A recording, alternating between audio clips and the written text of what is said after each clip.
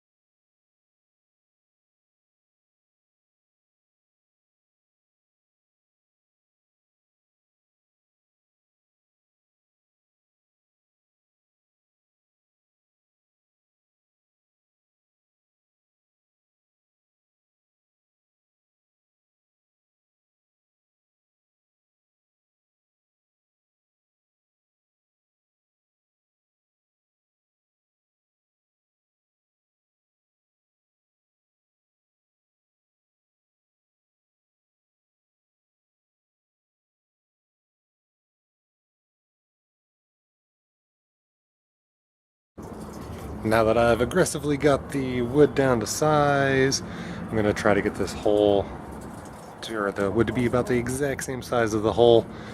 That way I can actually split the wood like a plus symbol to actually get this to stay in here.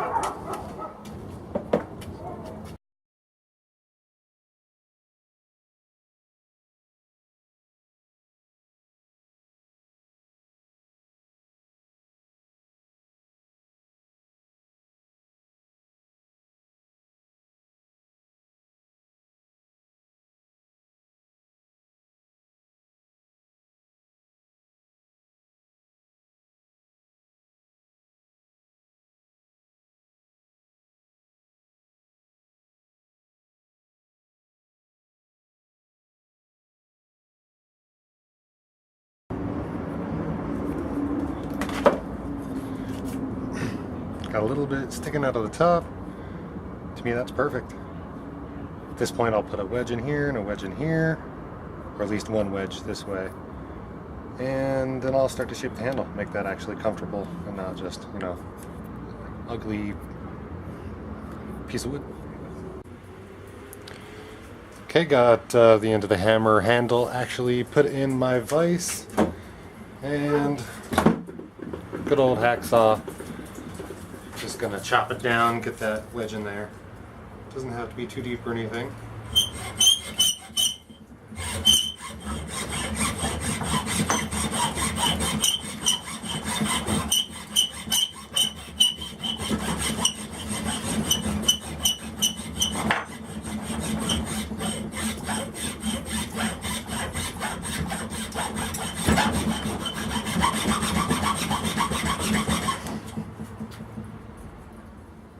Try to make it a little wider.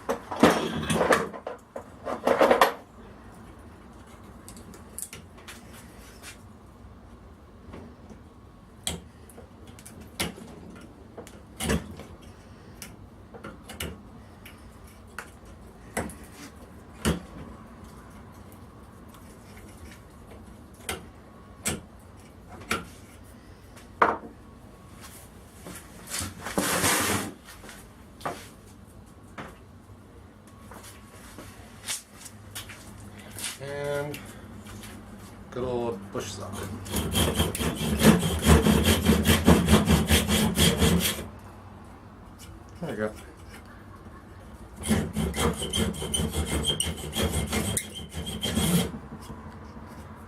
That makes it plenty wide to get a nice wedge in there.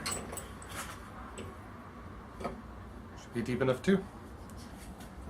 Well, while trying to finish off the hammer and actually get it put onto the head onto the handle, I snapped it, which I guess proves my doubts in this wood in the first place, because I was kind of worried that scrap ladder wood would probably not be the best thing to make a actual hammer handle out of. So I'm going to try to find some sort of hardwood, rinse and repeat, but I'll figure I'll show you the second step to what I was going to do is I'll just put this in the vise, and I will show you how I plan just to throw a quick pattern into the top of it. We'll see what we can come up with.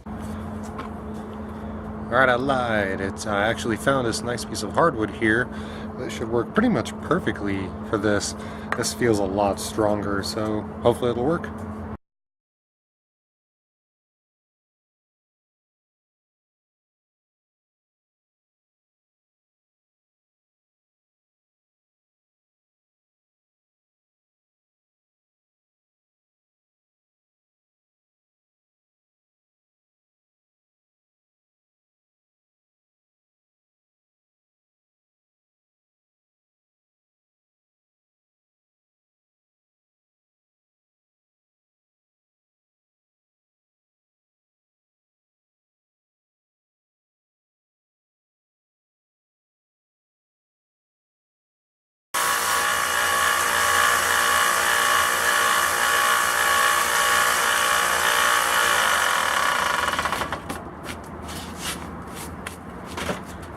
Yeah, buddy, it's a lot of sanding.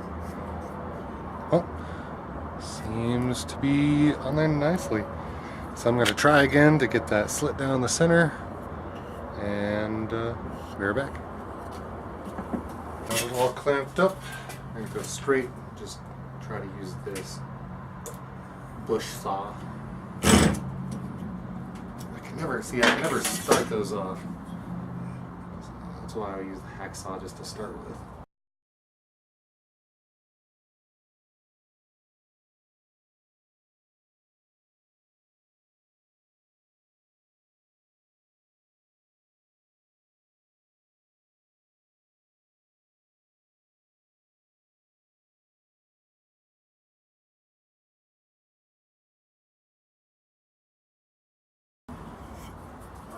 I think I might have made that too long. We'll find out. Never done this before. Alright, got the hammer on top of the handle here.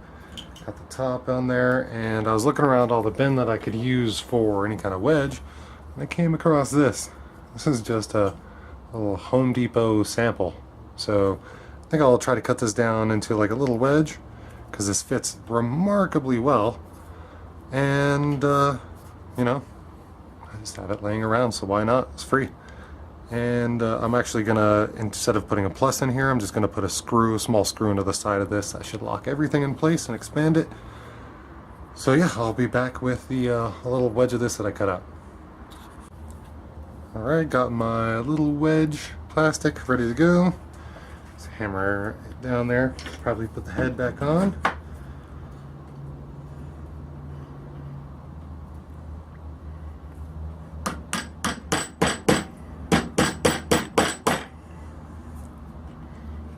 Go.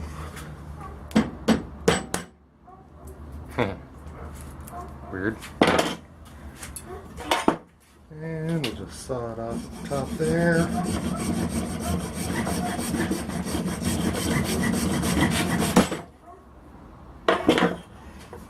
Go. And what I could do is just cut it all the way down on the side here, but I kind of like it, the look of it sticking out the top. So what I'll do now,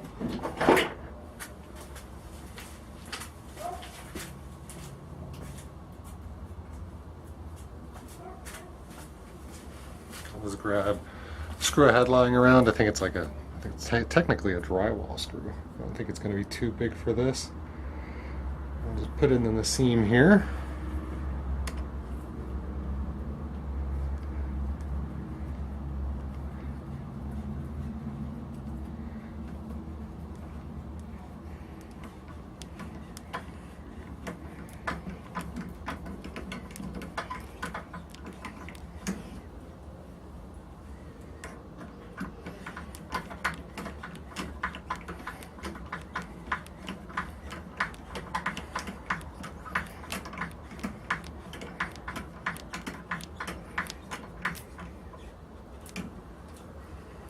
we go.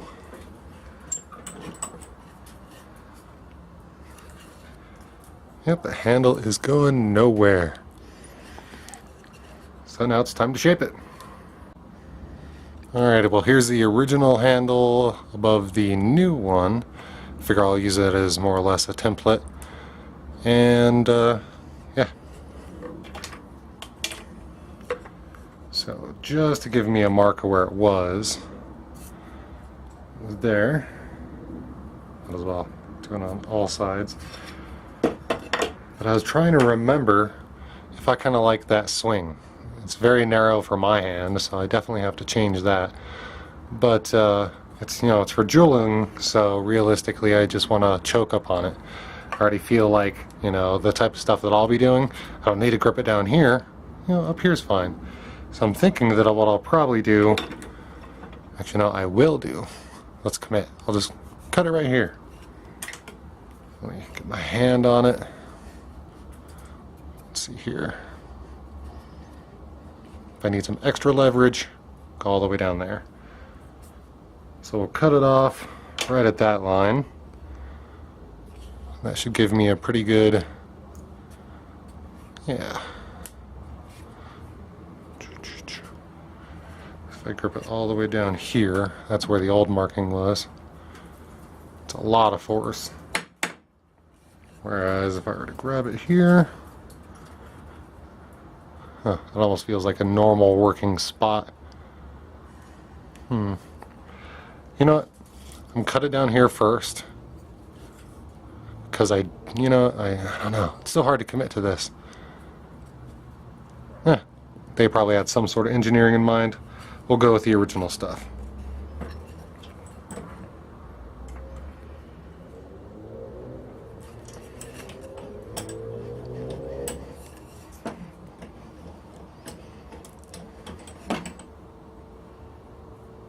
Go.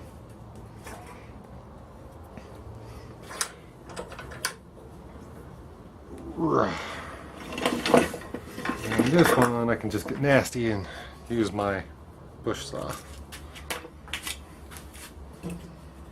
Sorry for the shaking. I realize it's probably not best to mount the camera actually on the table I'm sawing.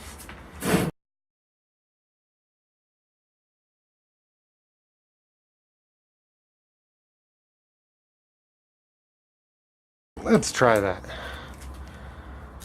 Yeah, I think if I would have cut it any shorter, it would have felt weird. Well, it's a little dark out, so the next part of the video will be a little dark, but I'll get to shaping.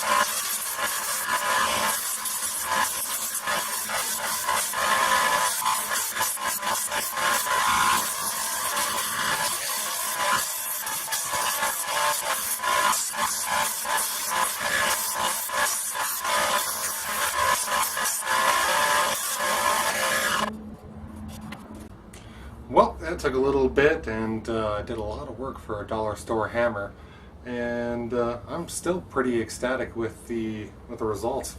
Came out pretty alright. Went from just your standard pine, I don't even know how they make this, probably on a lathe, automated, but to this just little flimsy hammer to spare oak. Awesomeness. Fits my hand a lot better. It really made it taper down here, so if I wanted to whack at it I can, but otherwise I can just kind of tinker away. Pretty happy. So the next step is making this all nice and shiny and cutting a awesome pattern into that. That'll be on my next video with this hammer. So until next time, do some awesome videos, do some awesome DIY, and this has been Fast Venture.